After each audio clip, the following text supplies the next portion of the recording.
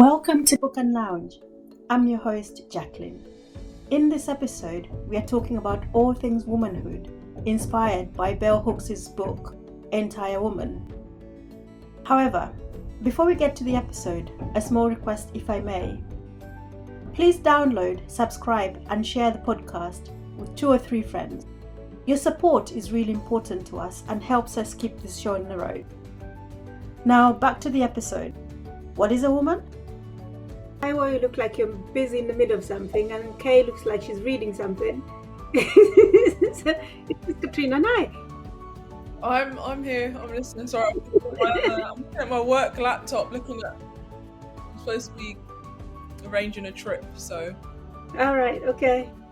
Yeah. Okay. I'm here. I'm here. I'm raring to go. Thank you for sparing your Fridays. Quite surprised that we voted for Friday, given us it's a Friday, normally it's a day for going out. So, but yeah, thank you for being here. And yeah, I'm looking forward to the conversation, especially to hearing what you think, Katrina, given as you didn't join us for the main book club discussion. I enjoyed the read. I found lots of interesting things, and then suddenly realised usually I've got nothing special to do, and then it was all happening at once, and it didn't make it to the actual discussion. Oh, well, you're here. So we're here to discuss Entire Woman, Black Women and Feminism by Bell Hooks. It was written in the early 1980s. Is it 80s? 81. 1981. 82. Oh. 81, 82. Oh, yes. Copyright 81. Uh-huh. So yes, written in the 1980s, and it's basically a book that's analysing the position of Black women within American society. It's a very American book, analysing position of Black women in American society and the reasons as to why Black women are still at the bottom of the pecking order. And she starts off by discussing the position of Black women during slavery, during the emancipation period, during the Jim Crow period, during the Black activists movement. And then also she discusses the situation of Black women in the white feminist movements. So she's got a lot to say. And we'll just get on with it. First of all, by me asking you what you all thought of the book. And I'll start with you, Katrina. I found it very interesting. I can't.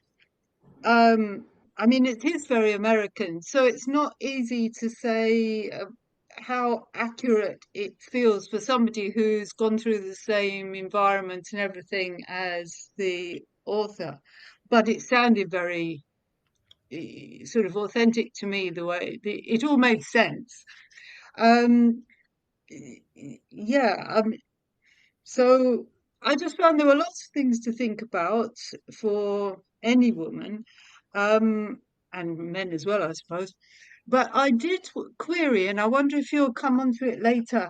I felt like it would have been interesting to have had more about the effects of religion, especially Christianity, and how that meshes in with the position of women, the patriarchy, all that sort of thing. I've not actually thought about the angle of religion, which I think is a really good factor that could have been taken into account. But to misquote Carl, I really enjoyed it, but to misquote Carl, I feel as well that she didn't have the language to really go deep into the whole issue of intersectionality, which is what she was addressing as regards race, a little bit of class, a couple of sentences on sexual orientation, but race, class, education, those are the main themes. But I liked how she was weaving the 3 factors together and how she was providing part of the foundation, which would later on lead to the whole issue or concept of intersectionality. So I liked it. I felt it was like an introductory book if you're interested in those kind of affairs, to get your appetite whetted, and then you'd probably go deeper. You'd find the more modern authors So it's like she's one of the forebearers. Is that the right word? Is that a masculine word? Or is that a feminine word? Or is that neutral? um, does English have masculine and feminine words, like, for example, German does? Well, isn't it that the whole thing like actor and actress, hero and shero, all that kind of stuff? I don't know. Don't want to tread on toes now. You're on thin ground with three women, right? Never stopped me before. But I did enjoy it. I really enjoyed it. Yeah, I thought it was an interesting read. I think I said before, I'm not quite sure if enjoy is the right word for me. It's not that I didn't enjoy it, but it wasn't enjoyable to read. It wasn't a page turner. Yeah, I'm sure we'll get into it. I thought some bits were stronger than others. I felt like she hit her stride from chapter 4 onwards. I I know there's a wider context to this. The first woman writing about these issues, so there's always going to be this sense of maybe her faltering with the language and trying to articulate some of those. But a good read for being the first, the kind of the pioneer to get some of these thoughts down on the page. But I think there were elements which I thought where she was on shaky ground, and I know we'll get onto that. And I agree with you. I don't think enjoy is the right word to describe it. I initially thought it was going to be quite challenging, but actually it was very accessible, very easy to read. What I struggled with is that I found it quite repetitive, and I feel that there's some points that she'd already made at the beginning that she just goes on to try and prove the same points again and again as she goes on throughout the chapters. So I found that part quite frustrating. I thought that the book would have been much better, well, a better read for me anyway, had it been a bit more concise. So, but I do take the point that she was a pioneer by trying to address the issue. And I think that actually she has done it well. So overall, I think it is worth reading. Do you feel that the description of the feminist movement was right in that it emphasized the needs and desires of white women to the detriment of black women, and it was really trying to perpetuate the patriarchal system that was already in effect? That's at least that's what she's trying to say. Do you agree with that assumption? I think her point that it wasn't a representative movement, I agree with that. And I think lots of people have since come forward and made that point, that it does speak to a particular demographic, typically white, typically middle class women, their needs. I don't know. Some of it I felt like I was learning, because I think you're right to make the point that it's a very American. It does feel steeped in the experience and tradition or traditions. Traditions is the right word of America. I think I mentioned before, I found myself agreeing with the overall premise that this movement hasn't always been representative, that often black women have been asked to make a choice between either their race or their gender. I agreed with that. I just felt at times maybe it was the repetition, maybe it's that trying to walk the line between an accessible read and an academic read. I'm not sure all the arguments were as sound as they might have been. Do you think part of it was who was it that the last time when we discussed this said that she was writing with her mother in mind? So she was trying to couch the language of her literature, as you said, to make it accessible, but also not to make it too dry, not too academic. But again, I think it was problematic because the source material wasn't necessarily made very clear so that people could access the sources of research that she had used in writing the book. So I don't know. I mean, I did find it very accessible because it wasn't too dry and academic. So it was easy to read for me. I didn't mind with the repetition. I felt she was simply emphasizing points that maybe she was rebutting points that had been made by other authors, or maybe she was anticipating pushback against some of the points that she was making. But I do agree with the idea that it was a certain demographic, as Kay was saying, white, middle class, upper middle class, and well educated. And I could understand why they would want to create the feminist movement in their own image, because I guess for most people that's quite normal. You want to do things that will benefit you. But I can understand her argument about why, if everyone isn't free, then no one is really free. That kind of argument, and I felt that that was a solid argument that she made. The argument that it's a particular group of women who started the movement, I'm sure that would be absolutely true. I'm not one who's really studied the feminist movement very much, so it's difficult for me to say anything really about it. But I'm sure it makes sense that that would be the case, and I've certainly heard that before. What Tyra just said about her making the case for the sort of emancipation of everybody, that it's nice and it makes sense and I appreciated it, but it's very easy to say how the women's movement as it existed or still exists, in a way it just carries on the all the things that were wrong with the old structure. It just allows women to be involved in that world. But it's more difficult to know what else you're supposed to do to put in its place, isn't it? It's always easy to say what's wrong. I didn't feel like she gave any sort of how she thought it should be done instead. Wasn't she advocating for a much fairer society where you're fighting for the elimination of social, economic, as well as racial discrimination? And if you eliminate that, then that takes away the dehumanization and mistreatment and oppression of people who are in the lower. Of course, but it's easy to say that. It's easy to, I mean, everyone's going to sort of agree with that in a way, or most people, I suppose, except the people who are very much benefiting. You can say all that. Everybody probably will agree that that's how it should be. And you can criticize the beginning feminist movement for not addressing that enough. But they addressed the things that it was easier to deal with, really, It didn't was they? self-interest. Those, Sorry, carry on.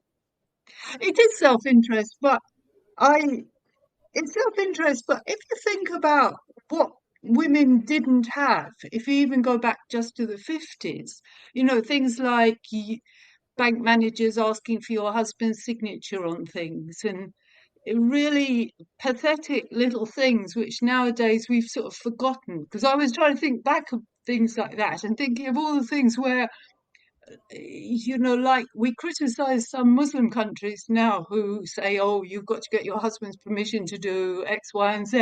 But it wasn't so different, like when my mother was growing up. So I feel like although you can criticize the women's movement for concentrating on those things that affected those women, we have, as women, we have all benefited from those sort of changes. And to kind of overturn society to make it all fair and lovely for everybody is a very big ask.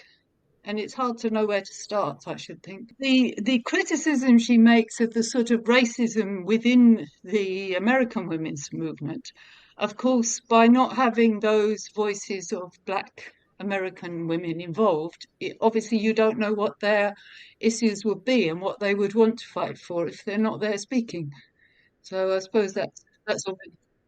And I don't think it's just black women. It's women of from the bottom, the lower end of the pecking order as Mm, well. It's mm, not they too, their voices are not being heard and they're not mhm. being listened to. I think it's that it isn't she in I think it's one of the earlier chapters she talks about how black men were given the right to vote before women, and how the reaction of women wasn't aren't we equal to, or the reaction of white women isn't aren't we equal to, but how could you not give us the vote before you give it to black men? So it's all about the preservation of their place in society rather than this striving for some equality and we're all freedom for all. I thought she made that point quite well. But It did make me laugh though, where it's that kind of top trumps, that gender trumps race. it was quite funny. Yeah, and she does highlight throughout the book these examples of this reference to white women and blacks, or women and blacks. So where do the black women fit in that space? I take Katrina's point, like how do you have something which is about this, this idea of equality, and we want something that represents everyone. I thought she was less making the argument that they were trying to do everything, and more that they weren't even trying. Mm. This group were being, actively excluded. I thought that's what came through. And So it wasn't even the thing about the black men's movement where they're saying, "Oh yes, yes, black woman, just wait. We'll deal with your issues later on. Let's deal with our issues first.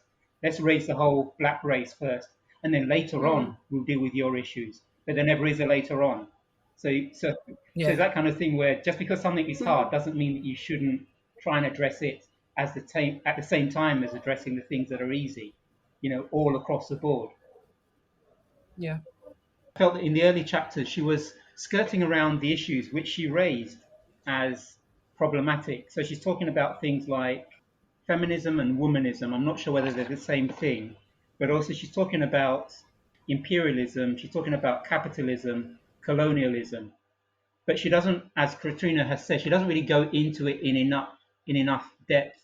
Because I guess if she really engaged with it more deeply, then she'll probably start to either find some solutions or maybe address the problems, because they're all kind of tied in, they're all enmeshed together, aren't they? The race, the gender, the class and education, and then you've got the structure of imperialism, the patriarchy, and capitalism. So it's trying to, I guess, unravel them to see, okay, what else could there be apart from these things? Because if you kind of want to plug in to these structures, bearing in mind that these structures are not necessarily designed to benefit everyone, then it's never really going to work, is it? And you mentioned the patriarchy there. So how does she say that this whole patriarchy came about? And also, what was the differences between white women and black women in this patriarchal society in terms of how they were viewed? So is this when she's talking about the the ideal woman, how women were presented, and she links that back to slavery? And I think when we were discussing this before, I think we applaud somebody writing this text and having to perhaps draw on very thin evidence, but sometimes it sounds, what's the right term? It sounds anecdotal to the point of, okay, where did she get that from? Maybe it is an oral history. Maybe these are stories that have been passed down. But the rigor you would expect from like an academic textbook maybe is a bit lacking. Maybe there's a tone in the beginning where she kind of puts these things out at facts, and you're sometimes just, really, okay. One, I sort of hear what you're saying, but I thought she had a lot of extracts from various writings to prove the points that she was trying to make. So I wonder if you could just give some examples of where you felt that she was on thin okay, I haven't got it. Oh ground. no, I'm being called out on front. He does draw some of the Sorry. writers of the time, but when she's talking about the experience of the slave women, for example, Yeah. I think those are probably. I'll have to. I'm not saying she's wrong. I have no evidence to say she's wrong, but sometimes she was cycling through some of those anecdotes about the experience on the slave ship. It's the sad truth is we'll never know, because those experiences weren't worthy. They weren't deemed worthy of being documented. And Mhm. maybe it's just a sense of story she's heard in getting them down, and then she does become a reference that people could refer to, particularly about the role of black men in some of these societies. It sometimes felt like she was giving men more choice than perhaps they did in society at the time. I know. So I get that the fact that after is it manumission? Mm. What's Emancipation. the Mm, word? yeah. Yeah. So after they were freed, black women could go to work because they could be domestic, uh, gun workers, domestic helpers within white households, whereas the jobs were not there for black men because well, society really were not willing to give black men the jobs. Whereas she was saying that black men were just staying at home, basically effectively scrounging on black women, and as he said, as if they had a choice. The point is, they actually Mm. did not have a choice. They didn't have the jobs to go to. So that I get that, and I understand that point. And some of the earlier, I'm trying to think. Sorry, I haven't got the book in front of me. That's schoolgirl error. But some of the School earlier, like school child era. school child. Well done, Katrina. But some of those like early, I feel terrible. I need the book in front of me. But she's just talking about and the women would have done this, and the men felt this, and the women viewed the women like this. I've I'll take her word for it. Mhm. I don't. I mean, I've got no reason in the to. latter chapters, though, didn't she? Though she did Sorry? clarify in the latter chapters, Kay. You know, the idea where she's throwing out an idea without necessarily backing it up with evidence. There was some of that, and it wasn't that I don't. It didn't. It didn't detract from the overall argument she was making, but I think this is for me one of the challenges of this book. It's always hard maybe to be the first to document something, and it's maybe even harder to document something where primary evidence is lacking. you Mhm. know People weren't walking around, oh, what did that slave woman say? I'll write that down for for future generations to know. She's almost the first, and it's part of what makes this book groundbreaking.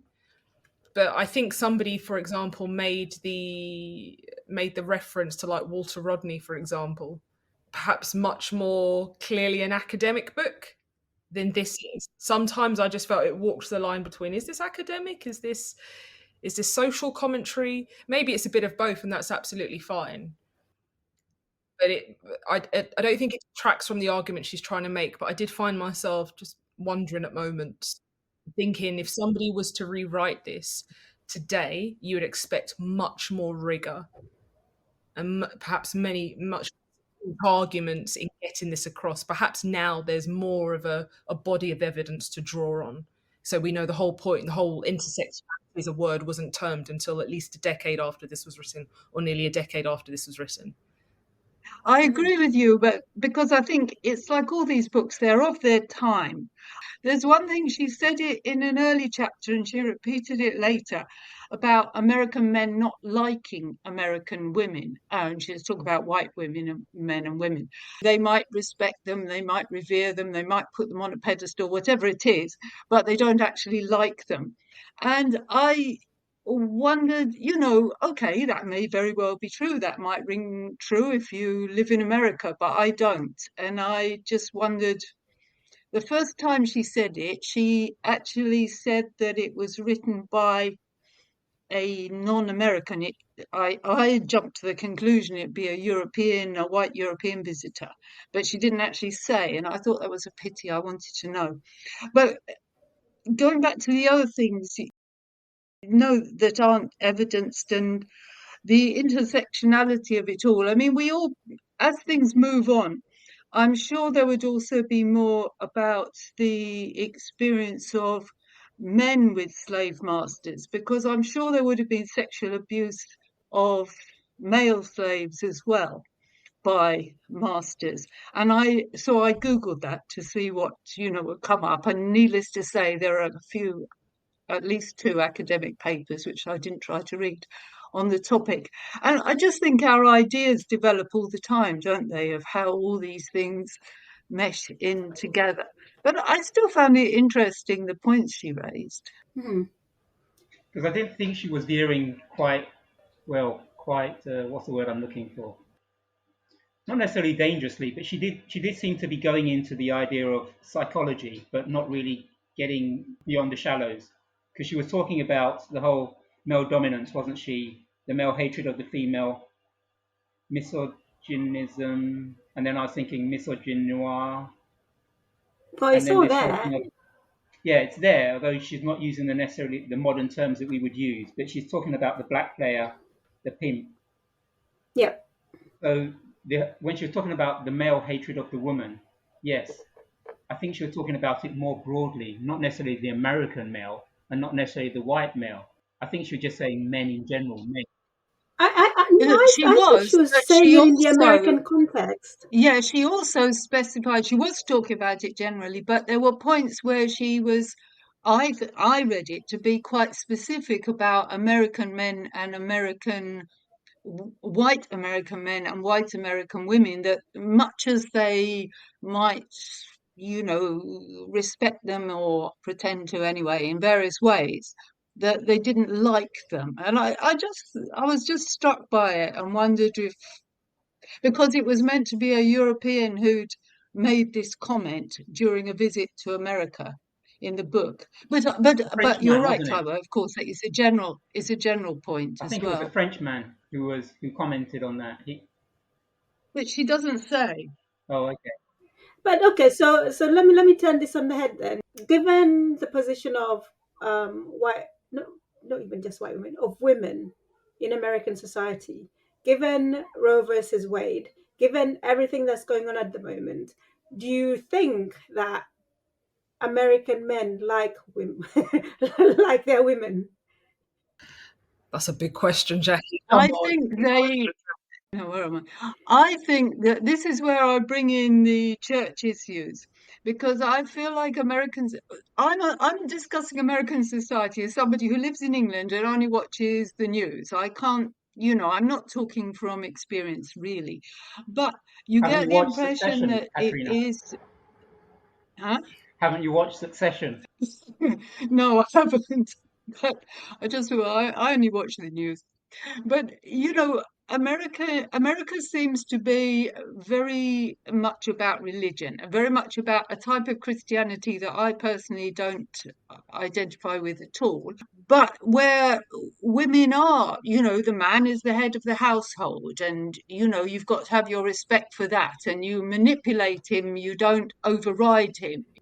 The thing you were saying about what is it versus Wade, all the abortion Roe versus and Wade, yes. everything. Yes, it's all bound up with this patriarchal society, which is alleged to come out of religion.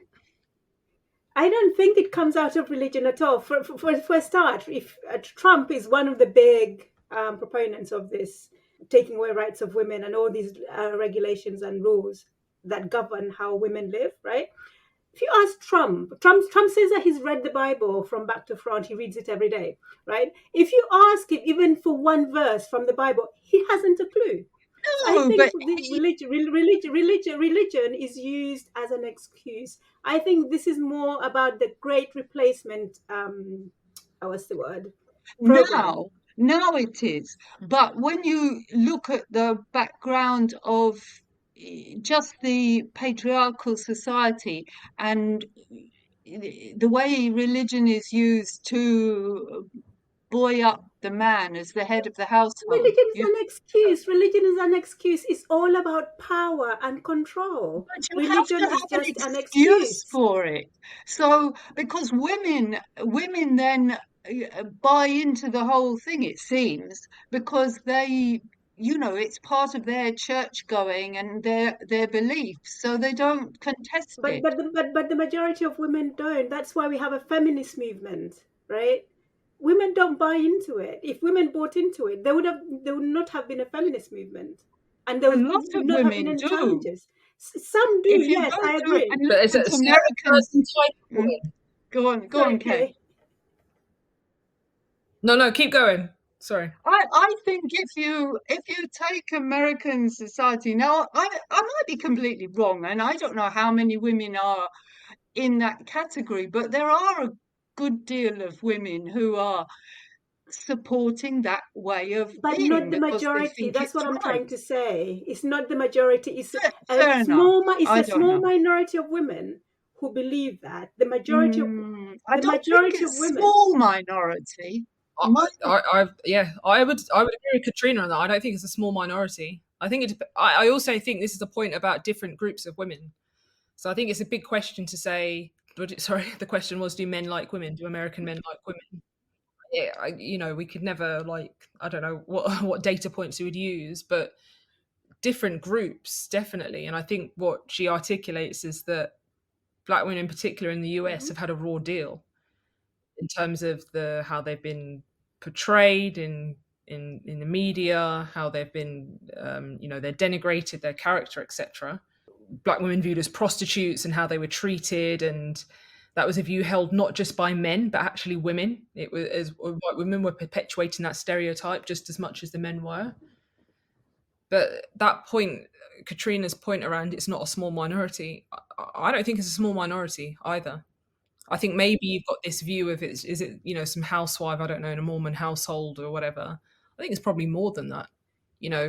I think Carl made the point. Didn't he say that most white women in America voted for Trump? Or the voting patterns of women in recent presidential elections in the US would suggest it's not a clear cut that this isn't just a few women we're talking about.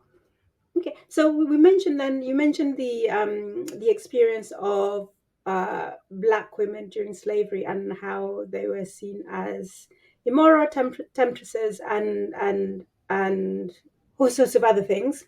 I just want to go back to compare the experiences of black men and white women. Sorry, black men and black women during slavery. Why was the experience, according to Bell Hooks, of black women more dehumanizing and demoralizing when you compare it to that of black men? Doesn't she make quite the argument about the economic need or the economic benefits, if that's the right term? So black women for a long time weren't deemed to be worth very much. You wanted black men, they were stronger, you could give them more to do, they could be deployed in the field, etc. Black women's value only went up when slavery, the trade ceased. So then you needed the black women to have the babies, but their value was in what they could provide. When they were bringing the slaves to the US, they tended to focus more on bringing the men because they thought that the men were stronger. However, when they were brought over, the women and the men did the same work. They worked the same long hours, and yet then they had to go back and then make sure that they had something to eat. So they had not only the responsibility of working the long hours, but also if they had children at home, if they had spouses, whatever, they then had to make sure that everybody was fed as well. So there was that, and then there was the working when they were working especially as in the domestic and within the household, they were much more likely to be sexually assaulted. And then also the point that you made about the breeding. So not only were they expected to work the long hours, they were also expected to breed all these new slaves because obviously slavery was being abolished and so on. So my understanding of what she was trying to say is that black women suffered a lot more during slavery than black men did. But also, I think there was a kind of a triple whammy, because the black woman was vulnerable by virtue of her gender to sexual oppression, rape, all the rest of it, and the forced breeding by black men, as well as the sexual interference by white men, and the resentment that brought about by the white woman. But at the same time, that whole thing of the perception of the surrogate man. So the black woman was considered by the white man as a surrogate man because she was, in quote, able to do not only the amount of work in the field, sometimes even exceeding the labor of the black man in the field, and then still, after leaving the field, it's like almost code switching, isn't it? Where in the field you're a surrogate man, so you're masculine, but then you switch code when you leave the field and you go back to your home. You become feminine again, you become a woman again. You're expected to deal with the whole domestic sphere. But that in itself brought about a resentment by, I think that's what she's saying, by the white man, as in not the whole superwoman, black woman has strength, but you're not really a human being. Because if I was doing this to a white woman, she would have been crushed, she would have died, she would have, gone into depression, committed suicide, whatever, but Taiwo, that's an assumption that they had. They had this image of the white woman being this fragile, pure creature that if you just pushed her, she might fall down. That's an image that they created. That wasn't a fact. That was not But that actually the goes to the case. whole idea, doesn't it, of the American man hating the American woman? Because it's two sides of the same coin, isn't it? It's either you elevate or you depress. You elevate as in the Madonna, the untouched, the chaste, the asexual, with no sexual desire or wants. Then you depress the other woman, which obviously is going to have to be the black woman. She's out of control, animalistic, licentious, promiscuous, and all the rest of it, just breeding willy-nilly. So it's the same male hatred of the woman, but the white man is lusting after both the white woman and the black woman, but the black woman is readily available to him because he considers her to be chattel, he owns her, she's property. And the white woman resents the black woman because of the white man's desire of the black woman. And so she punishes the black woman because she's still the mistress of the house. So you're kind of like getting it from all sides. One of the other things that she says, and again going back to this, perception of black women, at some point, black women were then defined as matriarchs, and black women embraced the term. By being seen as matriarchs, they were seen as heads of the household, independent, strong, and so on. So why did black women embrace being described as matriarchs, and why was it to their detriment? So I think the point here is that, or the point she was making is that black women had, all the things that Taiwo just talked about, these negative stereotypes. All of a sudden, there was an alternative to lean into. Oh well, it's they're matriarchs, they run their households, and it was better to embrace that alternative than to be seen as licentious, to be animalistic and savagery, almost like respectability politics, right? Here's an opportunity for you to be seen through good eyes. But I think she then goes on to say to their detriment, because they weren't matriarchs in no way. They weren't running the household, they were still reliant, they were still subservient to men. So it was almost a smokescreen, a convenient narrative to elevate the status of black women, but it wasn't true because they still relied heavily on black men, not just for their economic well-being, but social well-being as well, social, how they were seen socially. But then did they then, because they embraced it in, as you said, to be seen in a more positive light, do you think that they embraced it, and because they embraced it, they then, I guess, dropped the ball in terms of trying to fight for their rights? Wasn't that part of the fight? No, I thought, didn't she say that some groups were, but then found themselves shut out of those conversations? I think whether they, in general, maybe there was a sense that not all of them felt they needed to. They already had this status conferred on them.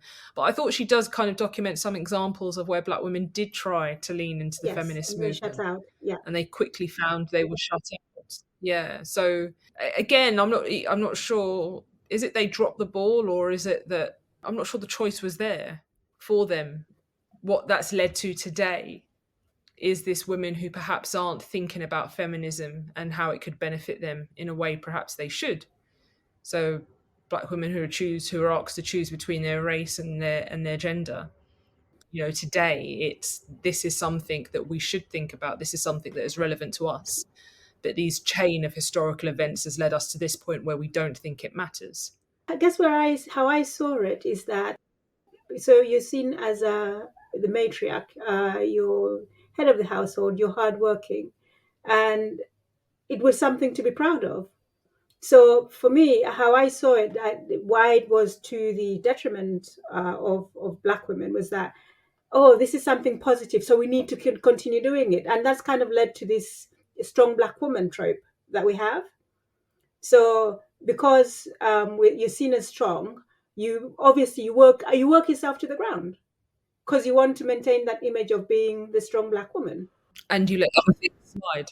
Yeah, yeah. Your emotional well-being, your mental well-being all suffer because of it. Because she's talking about identification, isn't she? Where black women or some black women identify maybe it gives them a sense of identity, as in the strong black woman, the myth of the strong black woman, regardless of whatever they're going through. But at the same time, she's making it quite clear that things like status, and also power are not given by work per se. I mean, status and power can be given by work to a white man, but that's not necessarily the same as for a black man, and certainly not the same for a black woman, because there's work and there's work, and I think that's how she was breaking it down, wasn't she? All work is not liberating. All work is not cannot equate to the uprising of the upliftment of a person's status, and not all work gives a person power. So she's talking about how the patriarchy and also capitalism keeps black women out of, or I guess she would have been talking about this, keeping black women out of work that can really raise them up. You know, the doors are not necessarily open because there's that whole glass ceiling thing, and you're limited to work in a domestic sphere, long hours, low rates of pay.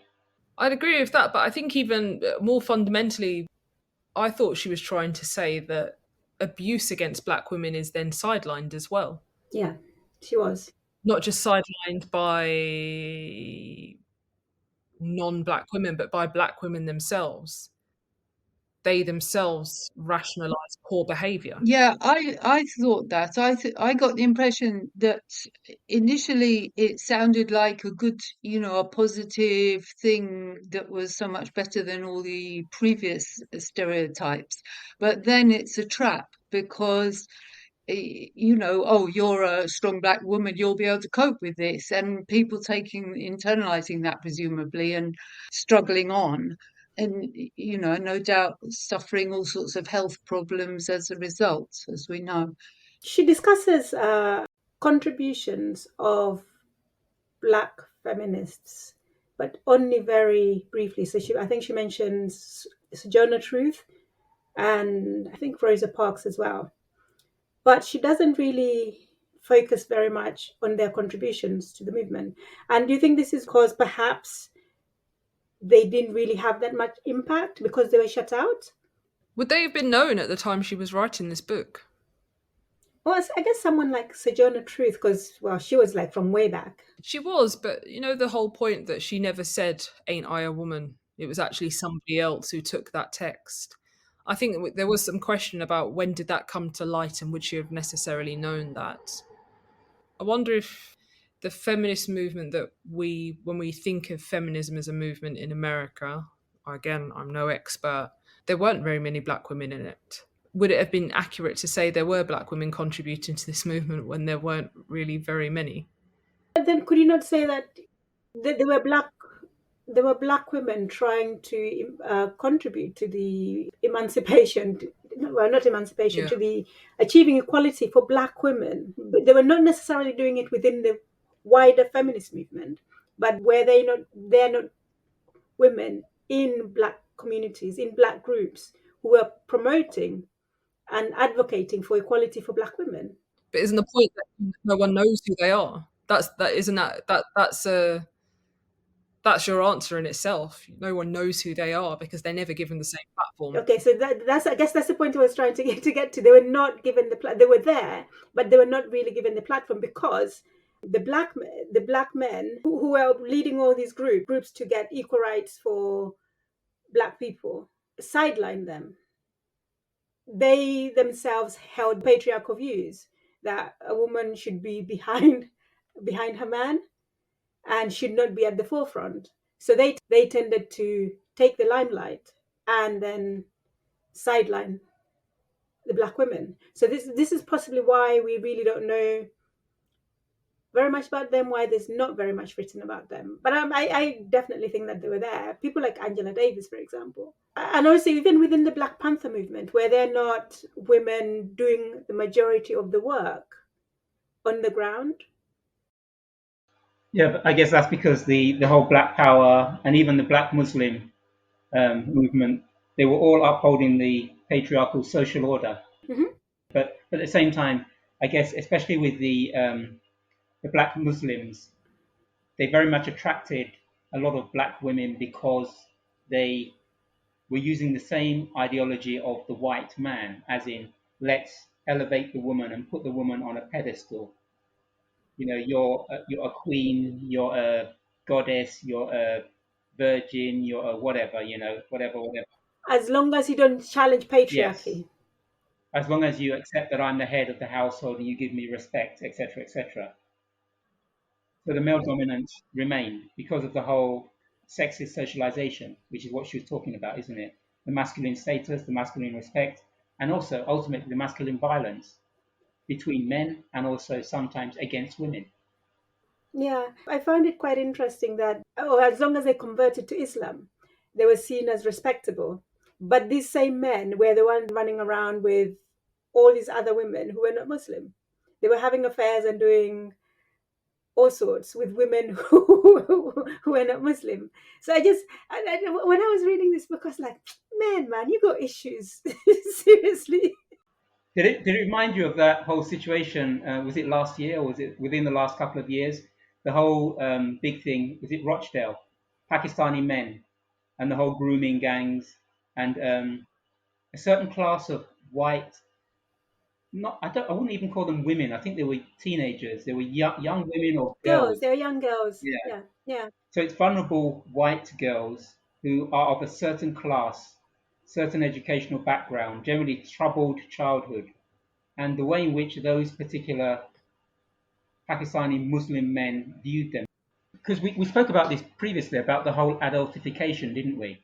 Whereby Yes.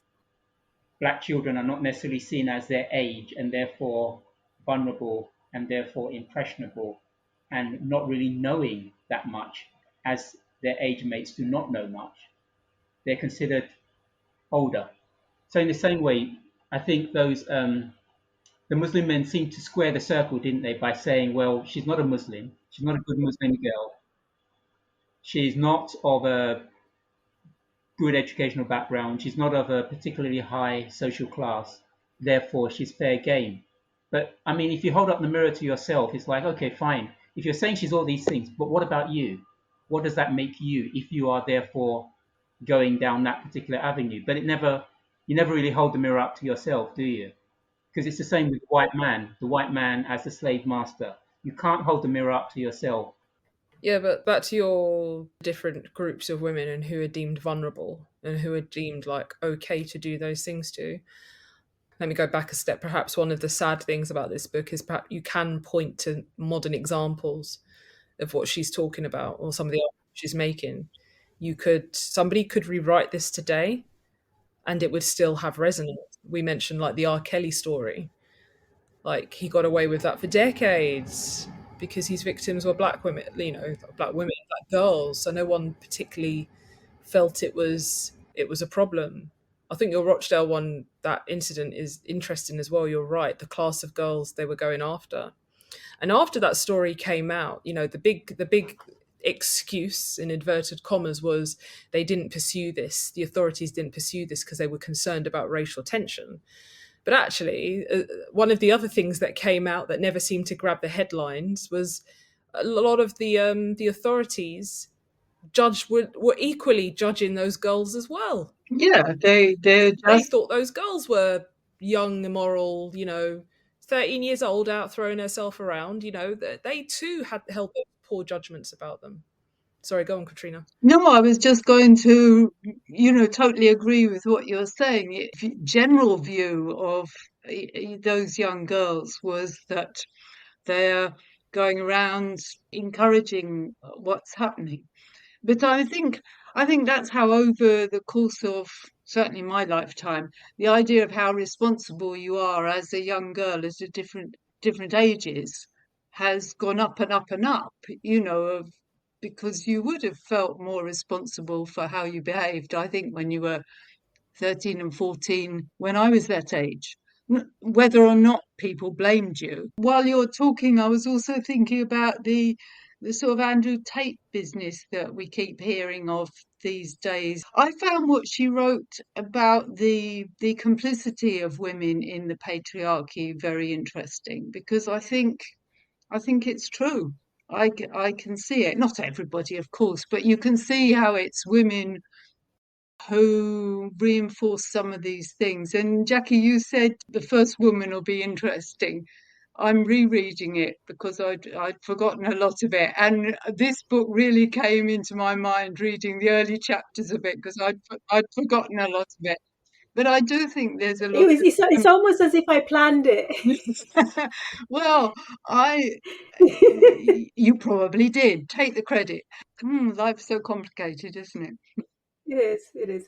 On the question about women perpetuating patriarchy and all this whole Andrew Tate and so on. So a lot of women now, especially in America, these trad wives are trying to go back to, apparently, in quotation marks, traditional roles of women. So their job is to stay at home, look after the kids, and look beautiful for their husbands when they come home. And I just did wonder as I was reading this book at some point. So we have for centuries been fighting for equality and for to be treated equal and all of that. But do you think that we've maybe just done ourselves a disservice? Because if, right, as a trad woman, all you have to do is be at home, make sure the kids are fed. Someone else goes out there and earns all the money and gives you money to buy food and money to go and look after yourself and, you know, buy nice clothes for yourself. What is wrong with that? Nothing's wrong with it if you can enjoy it and it lasts. But it's all about choice, isn't it? Because how long before you get bored out of your mind living like that, and all you've got to do is, With all the books that are out there, Katrina, I will not get bored. oh, good, well, find the right man, and you can enjoy it. It's choice. It's choice. I think for some people, not in a I don't understand type of way, but I can sort of see that lifestyle as an antidote to chaos. If you've got all these precious, you've got to do this, you've got all these expectations, and then somebody tells you, here's a framework to live by. And some people are comfortable with that. And if it works for you, do it. I think the problem is that everyone was told they had to fit within that mold. And if you didn't, that was somehow, cast you out. It's something about your character. So I think, and I know you didn't mean this, but children are a full-time job. Some people, there are studies being written about, the impact of or the benefits of having perhaps a parent at home, or somebody who has the time to engage with your development as you grow up. And I would say there are some women these days who go out to work not through choice. It's hard to sustain a household these days on one income, so they feel like they have to. And perhaps more women, given the choice, would like to be able to stay at home and live more of that traditional lifestyle. I think the issue with trad, it just seems to have there seems to be an undertone of the conversation never seems to be about choice. It's about women knowing their place. But if women want to do that, good for them. Is that a thing though? When you said trad. Yeah, trad wives is a thing, yeah. Okay, I'll have to look into this. In the US, not necessarily here in the US, but that's the kind of thing that Andrew Tate and his lot try to, I guess, encourage. The point I would add to what you've just said, Kay, is the fact that, yes, we've now been able to go to work, and yes, child rearing is a full-time job. However, the burden is still on the woman. So you're now working full-time. You're now making sure that everything runs well within the household, and then you'll also bring up the children with very little help from your husband. So they'd say, okay, yeah, you can have equality and be able to go to work, but actually we're not going to help you at all. No. So I don't think that we've really moved on very much. I had someone the other day a guy complaining that, so I don't know if you guys are aware, but in some societies, when a guy is dating a woman, he's basically expected to pay for everything.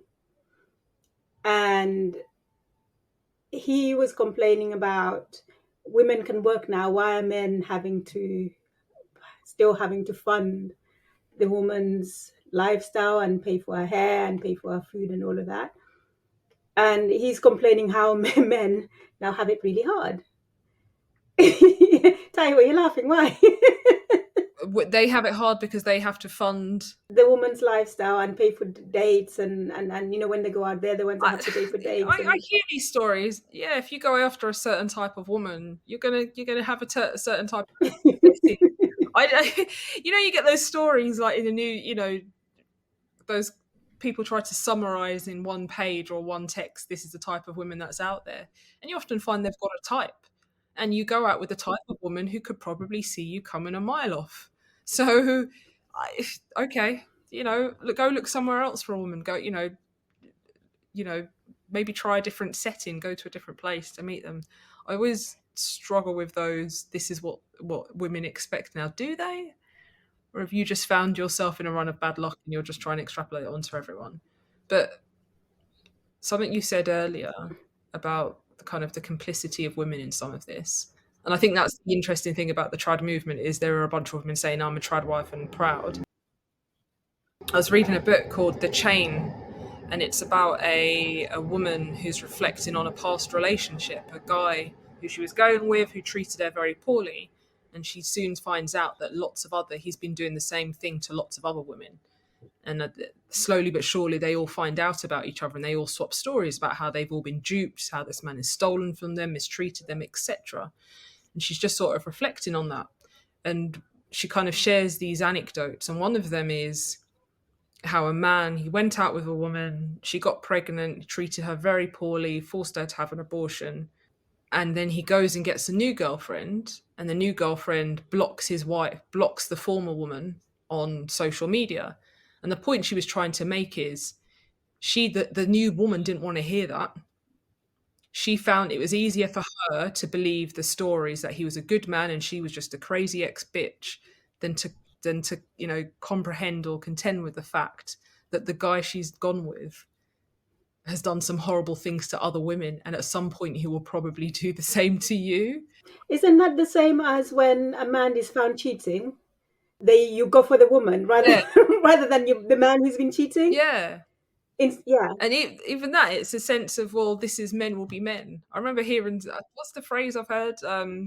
Powerful men have powerful appetites. Really? I've not heard that. Not heard that? People talking about big, famous men, or, who have done horrible things to women or have been known womanizers, and that's all excused. Oh, that's just how they were because they were great. Men are excused for this, and often it is women who will do the excusing. Women can be horrible to each other. I think we're all old enough, but through the noughties and 2010s, the Heat magazines and all those horrible takedowns of women, they were, of their physical appearance and too fat, too skinny, what is she wearing? A lot of that was written by women. So basically, rather than the white man being the problem, really, women, we are our own problem. Well, doesn't she make that point in the book, Bell Hooks? Doesn't she say, the way to overcome this is women need to come together? I know it sounds a bit kumbaya, but that's essentially what she's saying. But it's they don't. They divide themselves. You can't really segregate one against the other and say it's all the women or it's all the men, can you? Because society is society, and it's interwoven. Of course, women bear some responsibility, but you can't say they take all the responsibility any more than you can. We can put most of the blame on the men, but we have to take some of it. It's easy to notice all these things, or I mean, relatively easy to unpick these things and say it's because of this, and women do that, and men do that. But unraveling it so that you have a different type of society, I think, is much more complicated. To know how do you achieve that? But I guess you have to identify it first of all, don't you? You have to identify it and analyze it in order to then decide whether you want to unravel it entirely and bring something else. It would have been interesting though if she'd kind of address the issue of FGM. But that's not America though. The book is very much focused on the US. Yeah. Does anybody here on the call see themselves as a feminist? Yeah, I do. Women's rights. I don't know how you are supposed to define it, how you're meant to define it, so I can't answer the question. That's an answer in itself, though. I don't think I've ever seen myself. Huh? But what is a woman? Let's not go there, Taiwo. Really, let's not go there. No. Right? But actually, sorry, I was just going to say that leads me to a point. So in this book, it's mainly black and white. women. She doesn't touch on women of other groups. So, for example, I'm pretty sure there were a lot of Latina women coming into the US at that time. There were a lot of women from Asia. They're not really mentioned at all. They're not, but I can forgive her that. I think that's often something thrown at women. I think she's particularly talking about black women. And I think one way sometimes that argument is watered down is, well, what about this and what about that? And it's like, well, yeah, all relevant, but this is about black women. As well, I wonder in 1981, black people would have been the largest ethnic minority in the US. I don't know. So the I Latino think, movement then started in the 90s, would you I'm say? not done the movement, but I think it's in the last decade or so that they've become larger. They've had a larger footprint in the US than black American. But I think for a while, African American was the largest ethnic minority, but now today that has been overtaken. So I wonder if in the case, and if you look at popular discourse, talk about other races has more often than not been black, Mhm. and it's only in recent years that we're now talking about Latino communities, Asian American communities. But I think perhaps one of the strongest points of this book is she's writing about a lived experience as well. So I wonder to the extent she could have really authentically, that overused word, she could authentically have written about Latino women, and Research. she could have done, but she's part of this is what was it? She's writing for her mother. Yeah. That does come through. It does feel personal, particularly that final chapter. So the one thing we haven't talked about is well, we've kind of touched on it, the perception of black women. So black women were seen as prostitutes, loose and unhinged. And then black men were seen as rapists. And so there were a lot of well, I don't know if there's a lot of that, but there were interracial relationships, and the relationship between the black man and a white woman was less frowned upon than that of a black woman and a white man. And why did she say this was? And second part of that question is, has the perception of the black woman and the black man changed today? Before somebody answers that question, this is one of those areas where I thought it sounded more conversational than evidence. Okay. For me. Mm-hmm. So is anyone going to answer that? Wasn't it something to do with intergenerational wealth or something? Something about the wealth following the line of the mother or the line of the father? I got confused. I couldn't quite follow the argument. I think the point she made was that if a black man marries a white woman, the woman, her lineage follows the black man. Whereas if a white man marries a black woman, then his children will be black. And then so not only are you diluting the race, but also the wealth that you've accumulated as a white person is now going to be passed on to these black children. And so you're losing out on the wealth. So fine, okay, economically, lineage, who gets the money, very important at the reading of the will. Mm-hmm. I'm struggling to see or understand that in that time you had racist white people who were going, oh, it's a black woman, that's all right. Oh no, it's a black man. Do you know what I mean? Like, I suspect the social norms of the day would have frowned upon any interracial relationship at that time.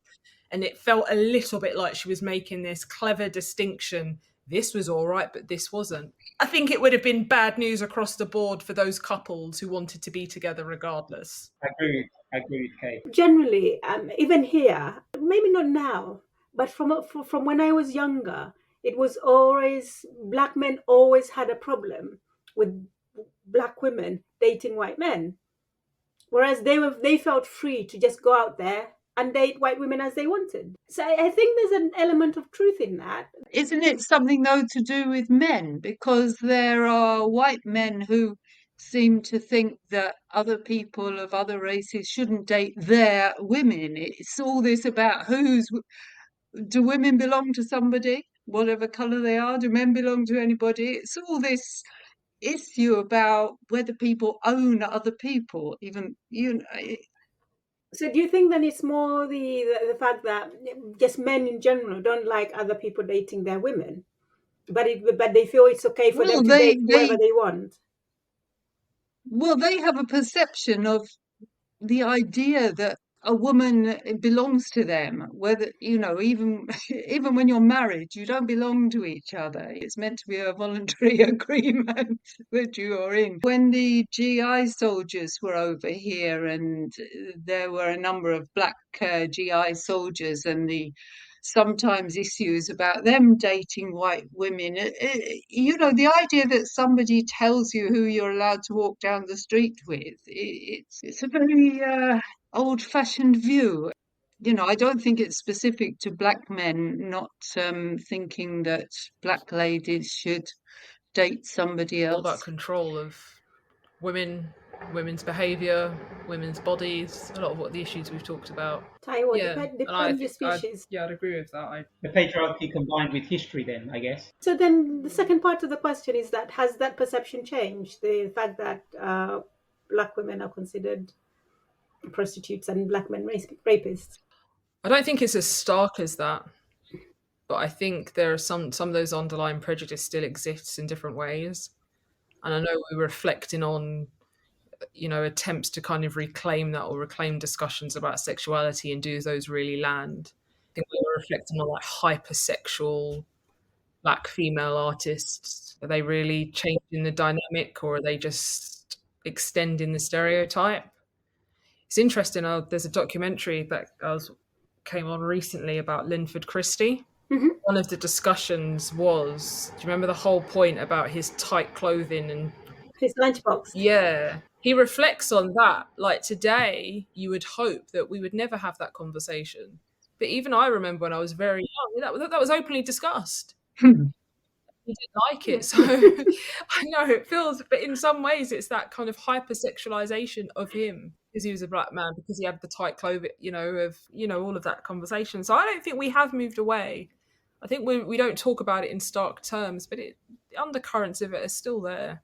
I'll tell you how it's creeping back as well with the anti-immigration and anti-refugee business. That the idea that all these men who are housed in some particular hotel or wherever it is, that they'll be leaping out and attacking people's daughters. There is a group of people who seem to have views like that. You see it where people have been demonstrating against immigrant hostels or whatever it is.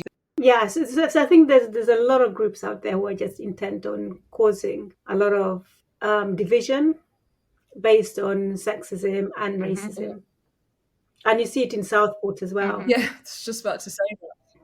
Yeah, it's coming up again. I think So then sorry, carry on. Go on.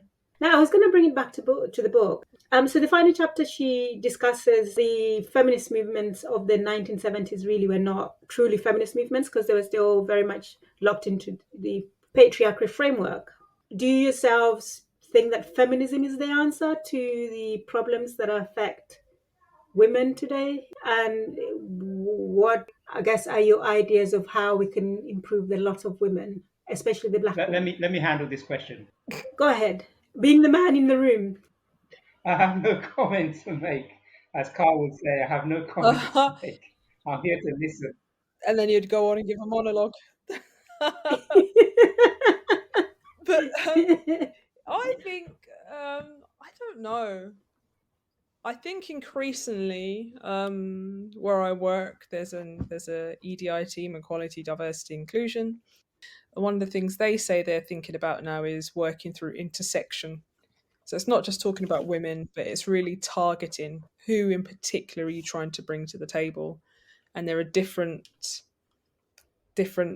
tools or different responses depending on the group that you're trying to target. So I'm not sure if it's just feminism is the answer, but if you're trying to address issues that are particularly affecting black women, it's got to be looking at that group in particular and the barriers there. I'm thinking something like maternal health has been getting a lot of spotlight recently. There are clearly some specific issues there. Maternal health, black women. I don't think it's just a case of we need more, we need equality for women. Some of the answer is about racial justice as well in those spaces, and the assumptions that are made about women and who is and who isn't listened to, sometimes by other women. So I don't think you can just say, oh, it's feminism and that will see us through.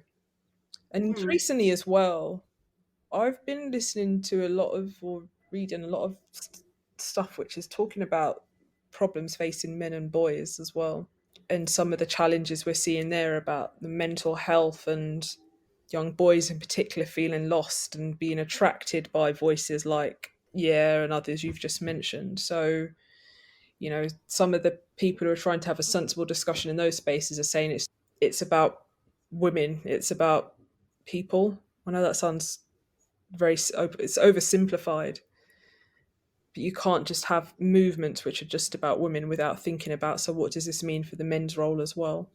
Because whether we like it or a lot of men feel maybe Mm. they've lost out or something, they've lost something, they've lost some semblance of an identity, and they're trying to get it back in ways that might not be helpful. So, so that kind of leads me Mhm.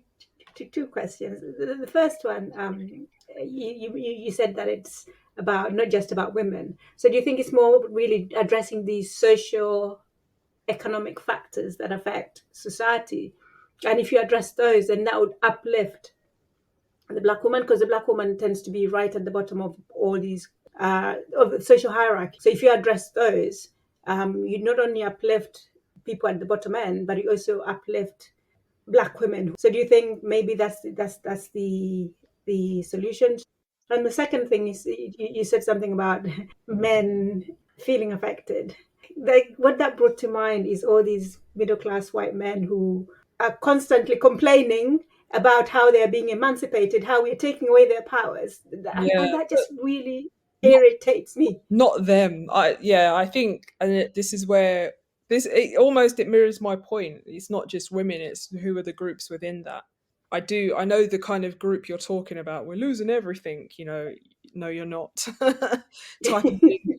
The appointment of one black woman in charge of one FTSE 100 company clearly isn't detracting from the fact that 99 of the rest are led by, do you know what I mean? I think it's Probably being, called John.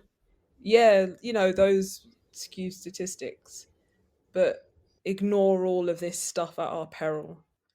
I don't think those types of influences like Tate, I don't think he's the cause. I think he's a symptom. I think your first question, economic, I think it's part of it. I think it's one of those things which, they talk about like wicked problems and it's a multi-pronged solution. This has happened over decades, over generations. So there are other issues behind it as well. Like, not to harp on about maternal care, but one of the striking things about maternal care is that there are poor outcomes across income brackets. So women who are affected by childbirth and are being served. Serena Williams, I think we mentioned before.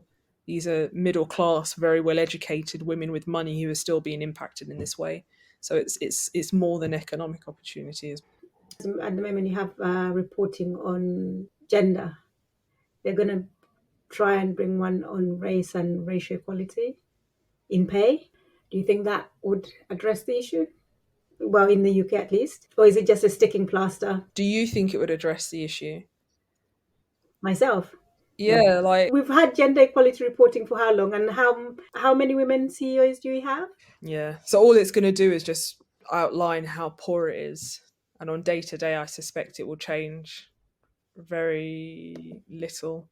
Even like the organization I work for recently, for the first time, because they passed the threshold, published their gender pay gap. And the results were skewed by the senior leadership team, which is very tiny. And internally, we said, can you publish these by taking out the senior leadership team because they're clearly skewing these numbers? And they didn't want to. And I suspect because it will look even worse once they take those numbers out. Yeah, but anecdotally talking to people and getting a sense of this organization, most of the women are in lots of them are disproportionately in administrative roles. I wouldn't even know where to start when it comes into racial banding. I've got a whole rant about that, but I'm gonna Reserve it for next time. give me an hour and I'll let you know what I think. Hey, you didn't go to the right schools. if you'd gone to the right schools, you would have had a sense of entitlement, so you wouldn't be, questioning in this way. You know what? It is that confidence. No, it is. It's definitely more than that. But that sense of entitlement is. You think it's not much until you come face to face with it, and you're blown away by it. So, bringing it back to the book and maybe to conclude, I'll go back to Taiwo's question, but I'll kind of twist it a bit. You asked earlier on who's a woman. I'm going to turn around and ask who is a black woman based on what Trump recently said about Kamala Harris. And the second question is, given the view the Americans tend to have of women, what do you think are her chances in the upcoming elections? I think her chances are better than Biden's chances. I mean, from, from what I've been reading, she's energized the Democratic campaign. I think Trump is struggling to hit her in a way that is substantial, but who knows? I thought that the whole thing about the attempt on Trump's life was going to be a real big boost to his campaign, but I guess that It was for that 1 week. well, it got overshadowed, didn't it, by Biden finally dropping out and then Kamala just adding rocket fuel to the Democratic campaign. So I think that if she does lose, as many people are saying, if she does lose, it won't be by as big a margin as people would have imagined. I can't remember the first question you asked. What's a black woman, given what Trump recently said? It's very difficult to know what a black woman is, really, because obviously a black woman could have a penis, a black woman could have a beard, a black woman could be, in this modern age, a black woman could be virtually anything. Anyone that says The I'm a monkey? black, yeah, if the monkey self-identifies, therefore the monkey is obviously that's the way society is going now, isn't it? If I self-identify as a black woman, does that mean therefore I am a black woman? It's crazy. But did you guys slightly going on a tangent? When we were talking about the issue that sometimes women are their own problems or they add to the problem, that instance of in the Olympics, the two boxers, the one where she stepped aside after 46 seconds. I didn't say it, and I don't know about this incident. Please, what is this about? The boxer, she Algerian or Tunisian or something. Algerian women's boxer. Apparently, before she had failed a gender test, but she'd been allowed to compete in the women's category at the Olympics. And the woman she was facing said, "I'd never been hit that hard before." That was the Italian woman, wasn't it? And as time and then she put her hand up after 46 seconds and said, "I'm out of this." So is this another Caster Semenya situation, or is this a guy who has transitioned? But that's the thing; it's not a trans woman. The Algerian, it's a Caster kind of situation. Both. Go on, Katrina. It's like Caster Semenya. What I think is interesting about all this is that when you get a man who's exceptional, like, for example, Usain Bolt in his prime, he seemed to be way, way, way ahead of all the other men. I don't think anybody did a testosterone test on him to see if he was a superman who shouldn't be allowed to compete with normal men. But when it's a woman who's way out in front, like Caster Semenya, then it's again like saying that women have to be constricted down to a certain thing. That was the issue for me because the way the Italian boxer, reading between the lines, I thought maybe the Algerian boxer was a trans woman, but she's not. So how would she necessarily have been hit any harder? Because it's a woman. She's a woman. I couldn't understand it. Somebody must explain how she can fail a gender test here but be all right here. And I almost feel it's unfair on her to have to defend that position. Different rules. The Olympic rules and the other rules are different, aren't they? Yes. I heard somebody talking on the television saying that there's a lot of women whose testosterone exceeds normal levels. So I think the Italian girl just lost. But also then, if we're saying that women should have a certain level of estrogen or testosterone. So then does that rule out women who don't have as much as this whatever rate, arbitrary rate that we're saying that women should have? It just doesn't, for me, the argument just doesn't make sense. You're born a woman, you run as a woman, full stop. Have there ever been instances where it's been a white woman whose sexuality is challenged? Wasn't there the whole weren't the East German teams during the 80s? What they doped to the hilt? Yeah, I don't that know. was doping. Whereas in these instances, there's no accusation of these women doping. Yeah, this is testosterone that's naturally produced in their bodies. Anyway, let's come back to Kamala Harris. Yes, Asian Kamala woman or black Harris. woman or Is both? she? I don't know. She clearly is she's aesthetically acceptable. And do you think she'll win because of that? I don't know if she'll win. So what, you're saying she looks like a feminine woman? I don't think if she looked like Casta Semenya, she would have gone as far in her career. That helps, doesn't it, in politics? Yeah, more than feminine, she's very photogenic. But remember, You know, and fair. She's fair. Let's just call it out. I sort of hope anybody who isn't Trump has a good chance, but I hope it's not too narrow. If she does win, let's hope she wins well, because obviously Trump will be saying it was stolen, if he doesn't win. So here's another question. Is the Conservative Party ready to take on another person who isn't white in the leadership? Do you know what's one of the good things about this book? That it does lend itself to some of these wider conversations. I'd like to think we haven't gone off complete tangents. There was some logic. There was some method to this madness. You almost forgot that we're discussing the book.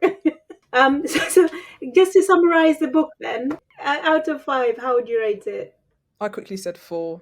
I don't think it's a good read. I recognise how groundbreaking it was for its time. I think there are some flaws in it, understandable flaws, but for what she was trying to do and what she was trying to say, 4 out of 5. Yeah, for me, I'd give it 4 as well. I'm not one who's read a whole ton of feminist stuff, so it's good for me to learn a bit more. And I found it very interesting. I'd certainly give it 4. 4 out of 5. Yes, I found it an interesting read. I did enjoy it, actually, and it was very accessible and groundbreaking, and a gateway book, foundational to other books that you might want to read.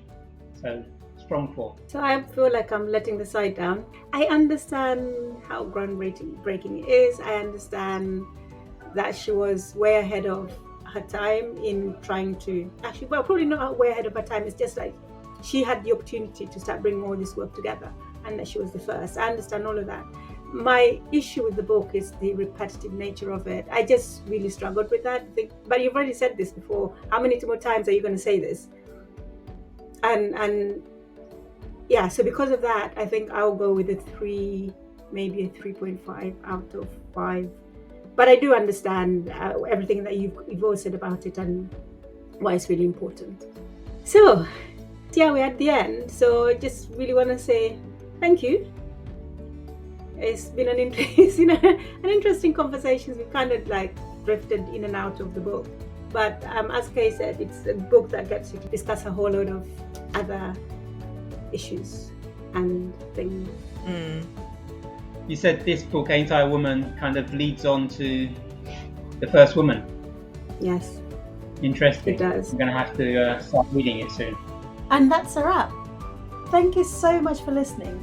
We hope you enjoyed the episode. Join us next time where we'll be discussing Jennifer Makumbi's The First Woman. In the meantime, don't forget to share the podcast. Till next time.